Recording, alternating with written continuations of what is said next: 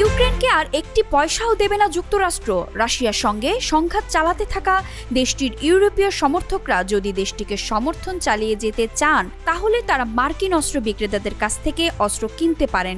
এমন হলে যুক্তরাষ্ট্রের আপত্তি নেই বলে সাফ জানিয়ে দিয়েছেন মার্কিন ভাইস প্রেসিডেন্ট জেডি ভ্যান্স।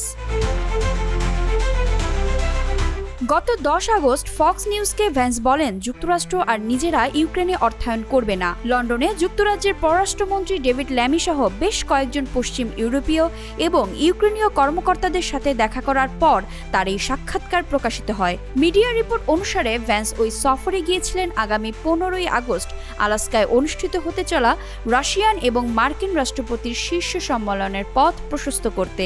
ওই বৈঠকে রাশিয়া আর ইউক্রেনের মধ্যে চলমান সংঘাতের ইতিটানা এজেন্ডার শীর্ষে থাকবে বলে আশা করা হচ্ছে।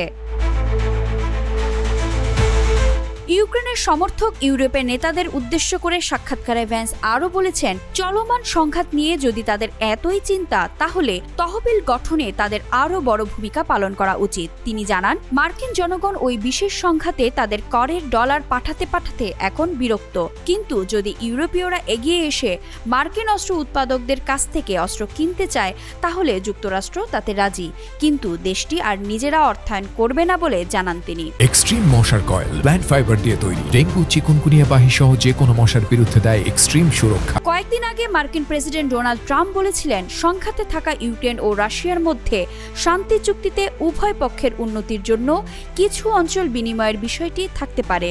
তিনি আরও বলেন, ইউক্রেনের নেতা ভলোদিমির জেলেনস্কিকে ইউক্রেনীয় আইনের অধীনে এমন চুক্তি অনুমোদনের জন্য একটি উপায় খুঁজে বের করতে হবে। কিন্তু জেলেনস্কি এই ধরনের চুক্তি প্রত্যাখ্যান করেছেন। তিনি বলে দিয়েছেন, ইউক্রেনের ভূখণ্ড তিনি বা কেউই নাকি ছেড়ে দেবে না, ইউক্রেনীয়রা তাদের জমি দখলদারদের দেবে না, এমন মন্তব্য তিনি তার ভাষণে বলেছেন। তার এমন গোয়ার্তুমিতে এভাবেই ধাপে ধাপে মার্কিন সমর্থন হারাচ্ছে ইউক্রেন। কাদের ভরসায়, কিসের ভরসায় সংঘাত চালিয়ে যাওয়ার পরিস্থিতি অব্যাহত রাখছেন জেলেনস্কি? ইউরোপীয় সমর্থকরা ইউক্রেনকে ঠিক কি দেবে? তাদের কথিত কোয়ালিশন অব দ্য উইলিং এর সদস্যরা কিন্তু ইউক্রেনের সেনা পাঠাবে না। যুক্তরাজ্য ও ফ্রান্স এমন ইঙ্গিত আগে দিলেও তার সঙ্গে তারা কিছু শর্ত জুড়ে দিয়েছিল।